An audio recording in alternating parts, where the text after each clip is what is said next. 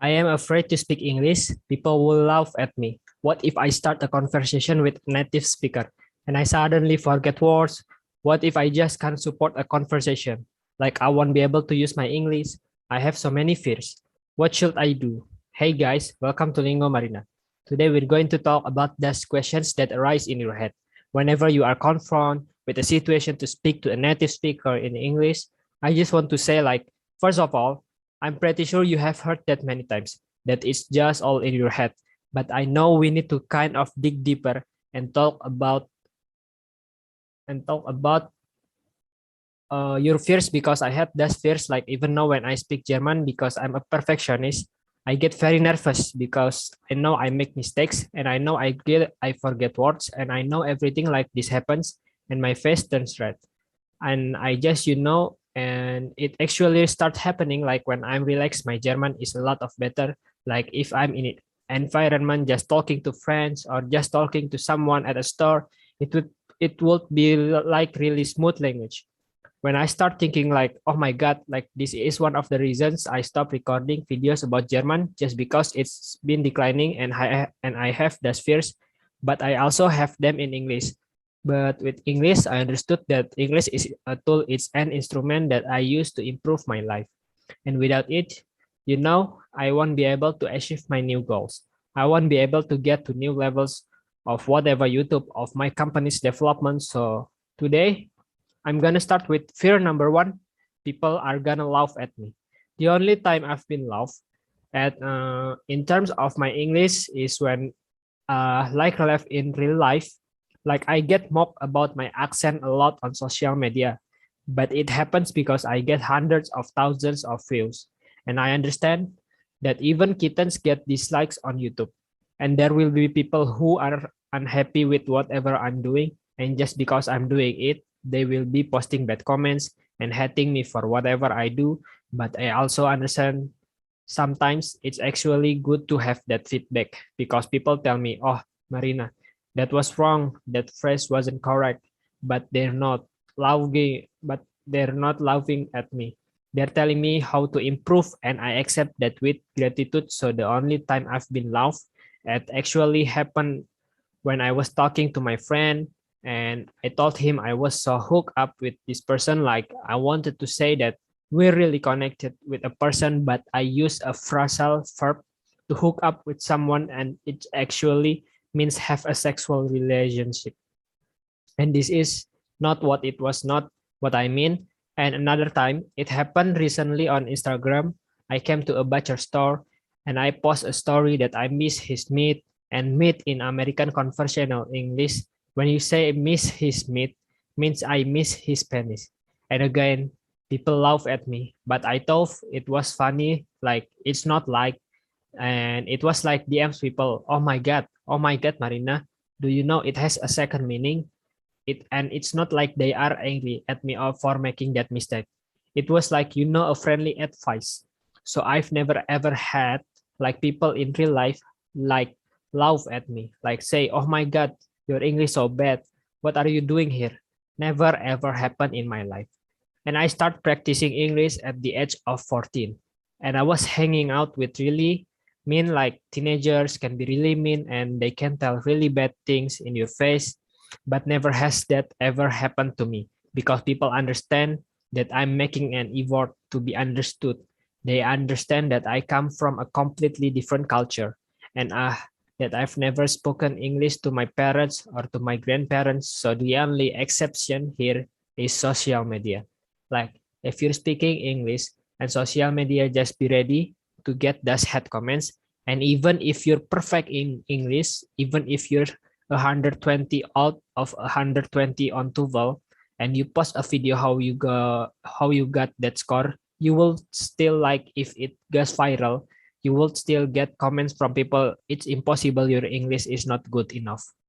Like there will always be people on social media hating you, but in real life there's like this tiny change, it's gonna happen, but it's not gonna happen, guys. Native speakers, especially Americans, especially British people, are very friendly, and in real life, people who I talked to in English, even when I was intermediate, they were really friendly and really supportive.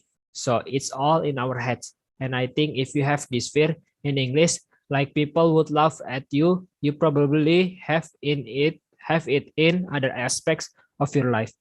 So it's just another reason for you to sit down with yourself and think about like I don't have to be liked by everyone.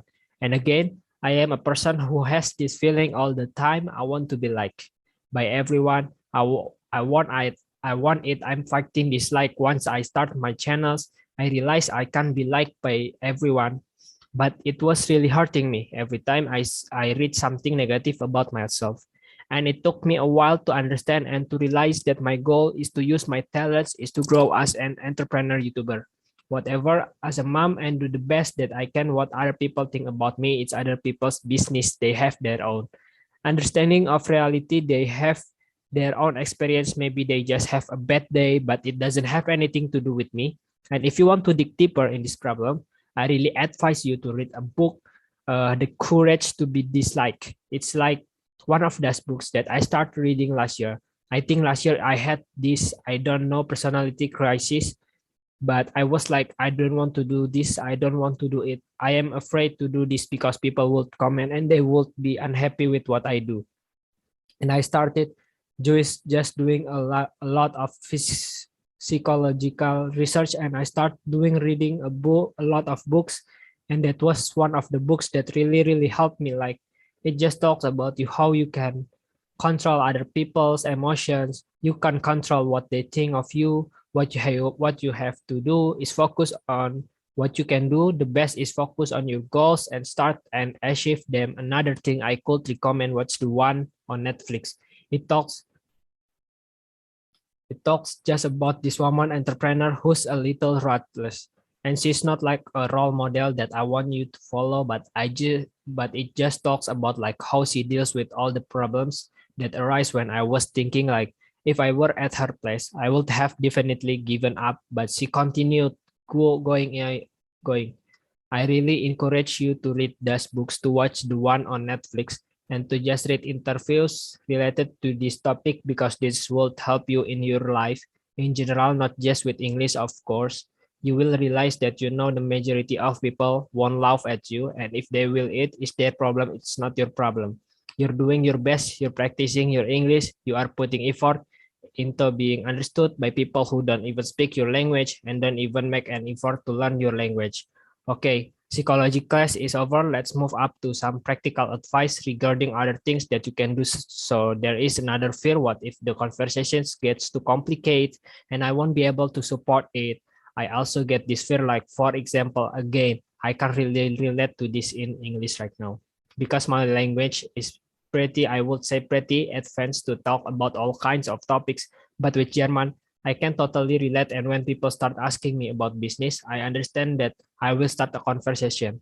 I will talk about my company. But if they start digging deeper, I will be like, oh my God, this is too complicated. And what in 2018, I had to have a surgery in Germany. And I was surprised. I was actually able to communicate with other doctors and nurses about medical stuff, because basically when we talk about English, we have 1,000 words that make up 86 of the conversation. And what you really need to know, if you know that's 1,000 words, if you go into specific conversation, you can always ask for definitions of like specific words. So it was in Germany doing that surgery is I was like, oh, and what is this in German? I can say that in English, or I could show you on Google. And once I learned like 5 or 7 words that I need that were related to that surgery, the conversation became really easy, because you don't need to know like this whole idea of surgery medical business vocabulary to support advanced conversation. All you need is just 1,000 words. And also if you're like, oh, I don't know how many words I know right now, this doesn't actually matter. If you understand this video, that means you know enough words to support a conversation. So start practicing. And if you forget a word, if you don't know the term, if you forget a word, you can just Google it on your phone with Google Translate and show your party this word, and you will be totally fine. And this is, by the way you learn this word really fast. This video is brought to you by Skillshare, a resource that I keep recommending to you guys. and they have an amazing course about self-care that I want you to explore. It is a short course, it will take an hour to complete, but it goes through the things that we talk about in more detail. It talks about how you react to people that's around you.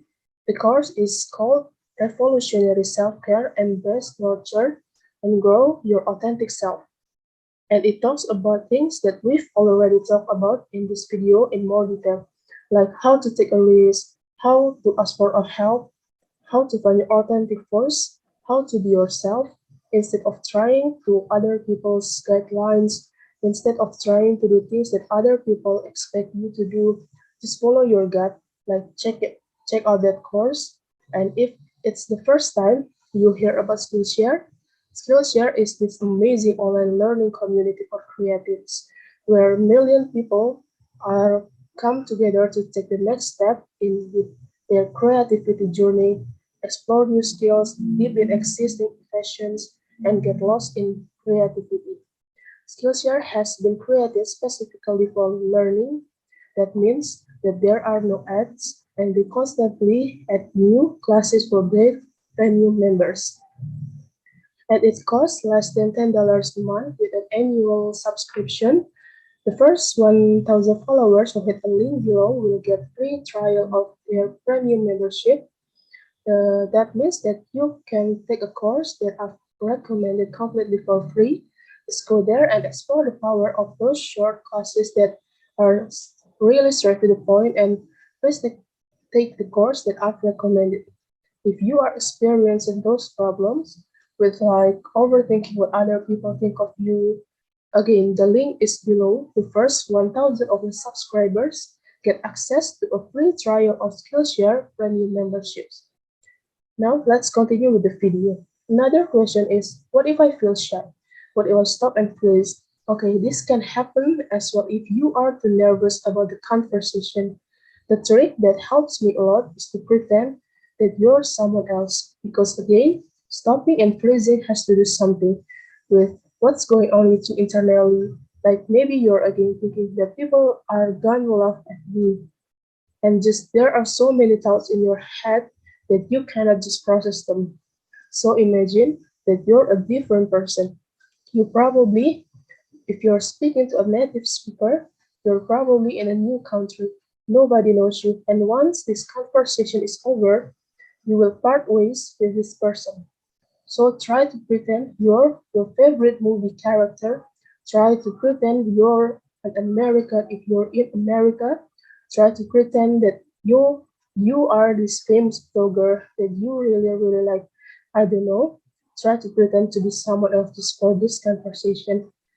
It just lets your fears go, and it helps you become more confident when you speak. What if I offend someone? That's another fear, and one thing I want to remember here is that when we talk a person, people pay attention to our body language, our facial experience, our emotion, and even if you say something incorrectly in English, they will understand you didn't really mean it.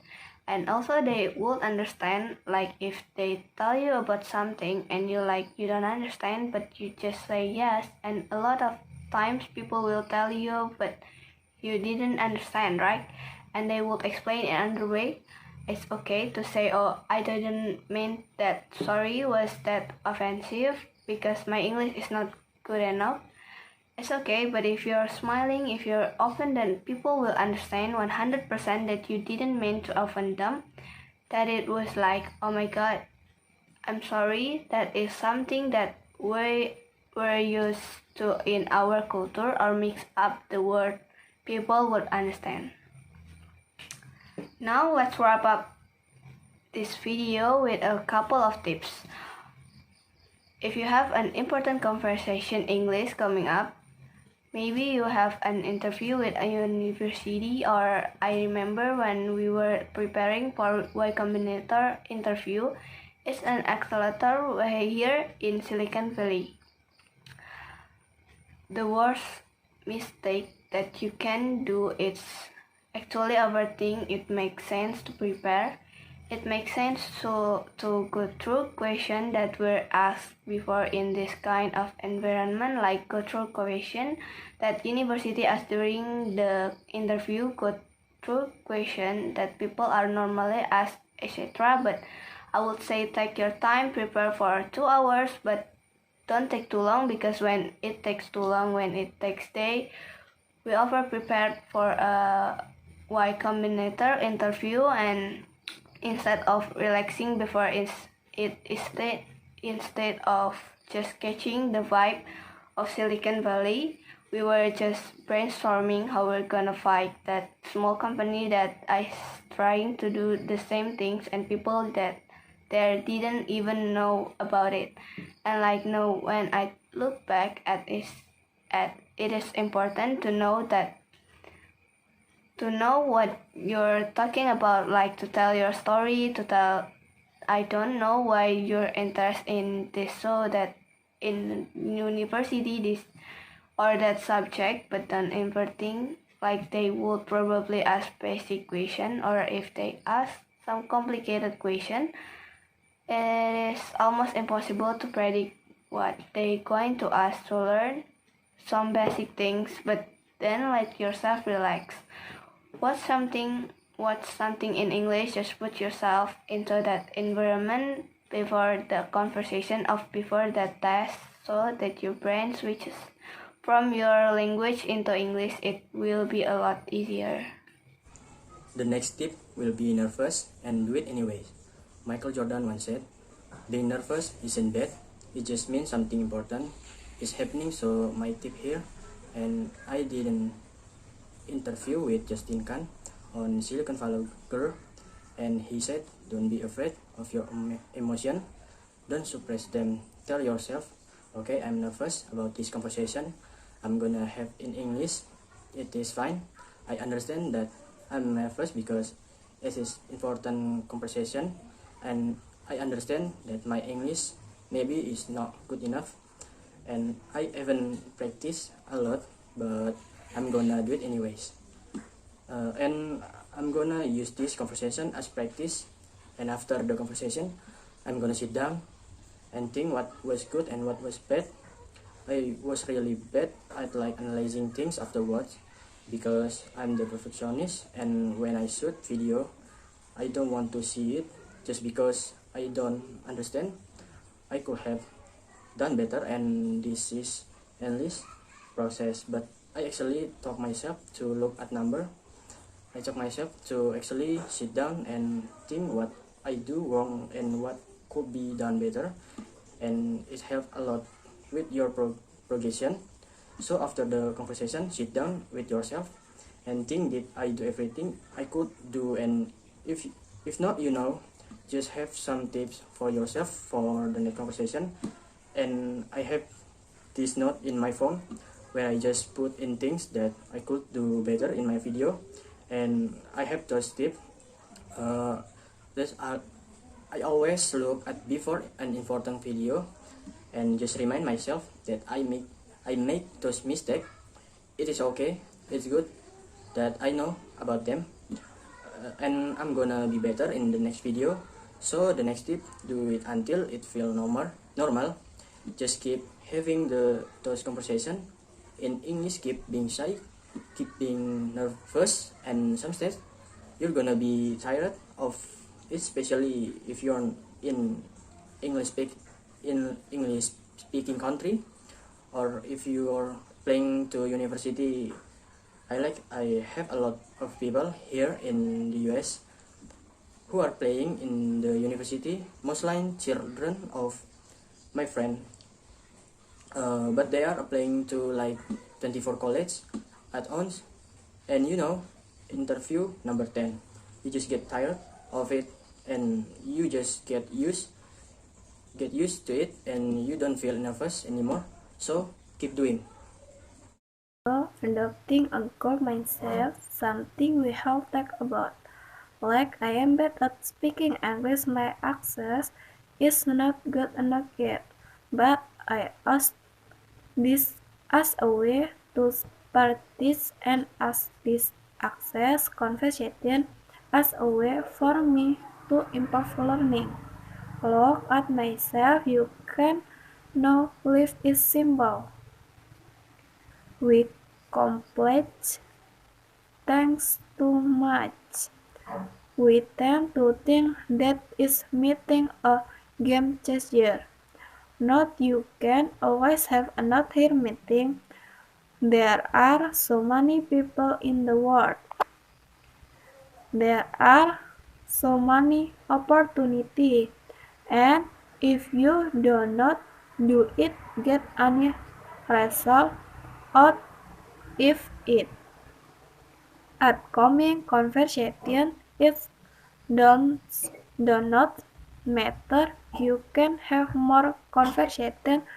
The most important thing is that you have yourself, you have team, you have a brain that helps you speaking English. Like, do not make trouble for yourself. Enjoy life. We only have one life. And I want to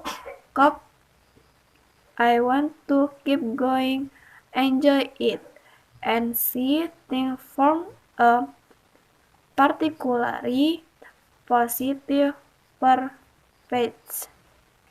If it's something similar like a conversation with a native speaker, come on, it will be fine. Life is easy. Smile, tell yourself that if not today, you will success tomorrow. If not tomorrow, you can will success in the week.